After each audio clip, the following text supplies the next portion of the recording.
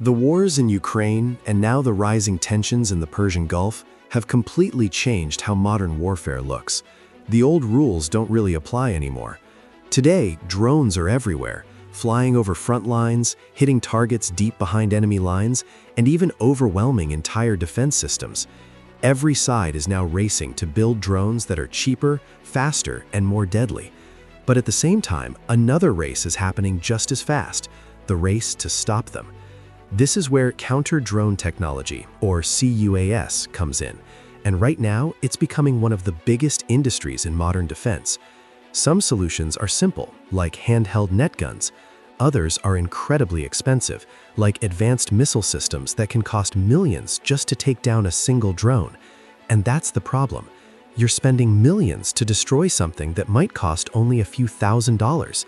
It's not sustainable.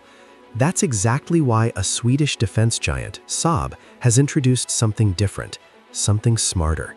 It's called LOKE, and this system isn't just theory, it's already been tested in real-world scenarios. LOKE is designed to detect, track, and destroy drones quickly, efficiently, and most importantly, at a much lower cost.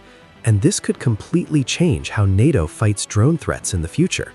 Because the reality is, Europe got a wake-up call in 2025 when multiple drone incursions exposed just how vulnerable the airspace really was. Traditional systems like Patriot and Iris-T can take down long-range drones like the Shahed, but they come at a huge price. You simply can't use multi-million-dollar missiles against cheap, mass-produced drones that can be built in the hundreds every single day. It's like trying to stop a swarm with gold bullets. And that's why the pressure is now massive. Between 2026 and 2030, NATO and its allies are expected to spend over $210 billion on air and missile defense. The focus is clear: find smarter, cheaper, and scalable ways to stop drone swarms before they overwhelm defenses. And systems like LOKE might just be the answer. Before we go deeper into how it works and why it's such a game changer, take a second to like this video and subscribe, because most of you watching right now aren't subscribed and you don't want to miss what comes next. A huge part of that massive defense spending is still going toward high-end systems like Patriot, Iris-T, and SAMP, because the threat from cruise missiles and ballistic missiles, especially from countries like Russia and Iran, is very real and very dangerous. These systems are powerful, no doubt, but here's the problem. They're built for big, expensive threats, not for cheap drone swarms. And that's why, alongside those billion-dollar systems, there's now a massive push to build something different: air defense systems that are cheaper, faster to produce, and actually make sense when you're shooting down hundreds of drones. Right now, the world is flooded with new ideas. According to the latest Unmanned Airspace 2026 report, there are over 1,000 different counter-drone systems being developed by more than 550 companies. Think about that for a second. That's how serious this race has become. These systems come in all shapes and forms. Some try to catch drones with nets, some use ground robots, others rely on sensors, jammers, lasers, guns, interceptor drones, or even specialized software. It's a huge mix of technologies, all trying to solve the same problem. But then comes LOKE, and it doesn't really fit neatly into any of these categories. And that's exactly what makes it so interesting. Because LOKE isn't about some flashy new invention or futuristic AI breakthrough. Its real strength is something much simpler, and honestly, much smarter. Saab looked at the tools they already had: systems, sensors, weapons, things already built, tested, and sitting on shelves. And instead of starting from scratch, they connected the dots. They combined these existing parts into one powerful system that works together seamlessly to take down drones efficiently and at a much lower cost. In other words, they didn't try to reinvent the wheel, they just built a better machine using what already worked. And that idea is now making people across the defense world stop and think, why didn't we do this earlier? Or even more simply, how fast can we get something like this? And honestly, if you've been following Saab for a while, this kind of smart, practical innovation isn't surprising at all. They've been solving complex military problems like this for decades, and what we're seeing now with LOKE might just be one of their most important ideas yet. Before we go further into how this system actually works in combat, take a second to like the video and subscribe, because most people watching still aren't subscribed, and you don't want to miss what's coming next. To really understand why LOKE is such a big deal, you have to understand the company behind it. Saab, short for Svenska Aeroplan Aktiebolaget's entire defense industry. Today, it's a multi-billion-dollar powerhouse worth over $35 billion and easily one of the most important companies in the country, not just for weapons, but for innovation, technology, and national security. And Saab has built a reputation for doing one thing really well: creating systems that are not just advanced, but practical, reliable, and actually usable in real combat. That's why so many of its products are used around the world. You've got the Gripen fighter jet, known for its flexibility and low operating cost; the AT-4 anti-tank weapon, simple but deadly; the RBS-15 anti-ship missile; the Carl Gustav M4, and even naval drones like Double Eagle. And then there are two key systems that matter most for this story: the Trackfire remote weapon station and the Giraffe radar, because those two are now at the heart of LOKE. This system was first revealed in February 2025, and it wasn't built by Saab alone. It was a joint effort involving the Swedish Air Force, Sweden's Defense Procurement Agency FMV, and several partners. And what they created is something very clever. LOKE isn't just one fixed system, it's modular. Think of it like Lego. You can build it in different ways depending on the mission. At its core, it combines the Giraffe 1X radar, a highly mobile and capable detection system, with the Trackfire remote weapon station, which can fire heavy and medium machine guns. On top of that, it includes electronic warfare tools, meaning it can detect not just physical objects like drones, but also the signals they use to communicate. So it sees the drone and it sees its brain. That gives operators multiple ways to respond, whether it's tracking, jamming, or destroying the target. And because of this flexible design, more tools can be added later, like laser weapons or other advanced systems, without redesigning everything from scratch. Another big advantage is that all of these parts are already widely used across NATO countries. That means soldiers already know how to use them, training time is shorter, and integration into existing forces is much easier. Even the radar itself has a long history. The Giraffe family dates back to the 1970s, originally built to detect low-flying aircraft in difficult environments. Over time, it evolved into modern digital systems like the Giraffe AMB, capable of tracking multiple targets in 3D with high precision. So what you're looking at with LOKE isn't some experimental tech that might work someday. It's decades of proven systems brought together into one smart, flexible, and highly effective counter-drone solution. But the real game changer came in 2014 when Saab introduced the Giraffe 1X, the exact radar now used in LOKE. This wasn't just another upgrade, it was a shift in thinking.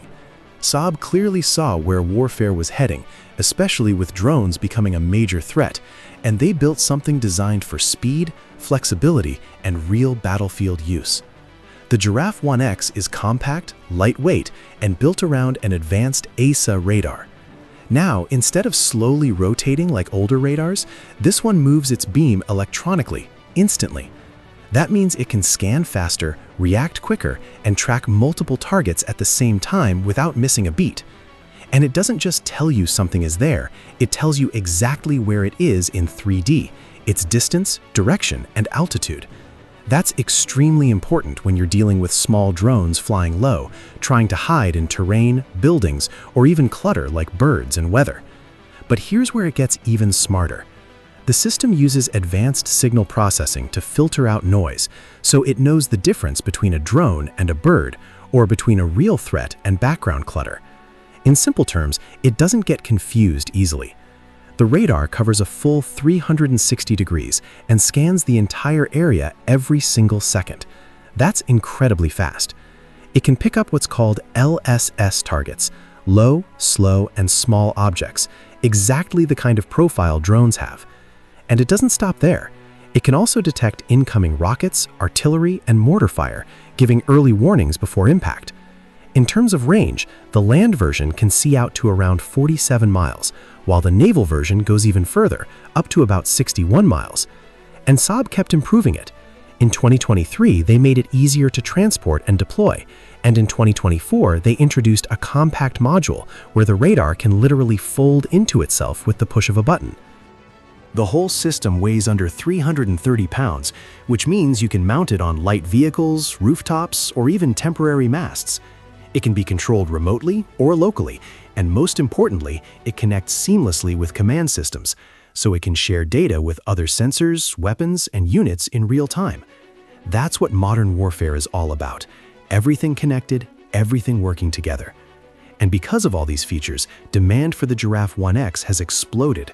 Countries like the United States, Sweden, the UK, and Latvia are already using it in different roles, from mobile units to naval platforms. And now, in LOKE, it becomes the system's eyes and ears. It's the part that sees everything first. And honestly, it fits perfectly. It's mobile, it's fast, it's reliable, and most importantly, Saab already has it in production at scale. That means LOKE doesn't need to wait years for new tech. It's using something that's already built, tested, and ready to go. And the same idea applies to the weapon system that comes next, the part that actually takes the shot. Now comes the part of LOKE that actually pulls the trigger, the Trackfire remote weapon station. And just like the radar, Saab didn't go looking for something new. They already had the perfect system ready to go. Trackfire is a remotely controlled weapon system, meaning the crew doesn't have to sit exposed. They can operate it safely from inside the vehicle or command position. It was first revealed back in 2007 and has been in real service for years, including with naval forces and even in Ukraine, where it has seen real combat conditions. So again, this isn't experimental tech. This is proven, battle-tested equipment. But Saab didn't stop there. In 2025, they introduced an upgraded version called Trackfire Ares, designed specifically for counter-drone warfare. And this is where things get really interesting. The system can rotate a full 360 degrees and aim up or down to track fast-moving aerial targets, including drones coming in from different angles. Now, on paper, those specs might look similar to other systems out there, but the real strength of Trackfire is precision. It uses something called a stabilized independent line of sight, which basically means the sensor stays locked on the target even when the weapon is firing and moving. So while the gun is kicking back, the system's eyes remain perfectly steady. That allows operators to track targets continuously without losing focus, which is critical when you're dealing with small, fast drones. It can even keep a laser locked on the target during the entire engagement, calculating movement in real time and predicting where the drone will be next, not just where it is now, and that dramatically increases accuracy. Inside the system, the crew gets a full digital interface, screens, controls, tracking tools, all designed to make decisions faster. They can spot a threat, select how to respond, and fire, all without ever looking away. And because multiple operators can work together, the response time becomes even faster. When it comes to firepower, Trackfire is extremely flexible. It can carry heavy machine guns like the Browning M2, general-purpose guns like the FN MAG, grenade launchers, and even lighter missiles. In LOKE's setup, it combines machine guns with electronic warfare tools, so you're not just shooting drones, you can also jam their signals. That means you have two ways to stop a threat: physically destroy it or disable it electronically. And that's a huge advantage. Because not every drone needs a bullet. Sometimes cutting its connection is enough. This dual approach is exactly what makes LOKE so powerful. It sees the drone with radar, understands it through signals, and then chooses the smartest way to take it down. And here's the most impressive part. This entire system went from idea to deployment in just 84 days. That's almost unheard of in modern defense. Instead of spending years designing something new, Saab simply combined what they already had and delivered a working system in under 3 months. It was like a real-world speed test, and it worked. Even better, LOKE didn't stay in testing for long. It was deployed in Poland at Malbork Air Base, where Swedish forces used it to protect a key NATO logistics hub supporting Ukraine.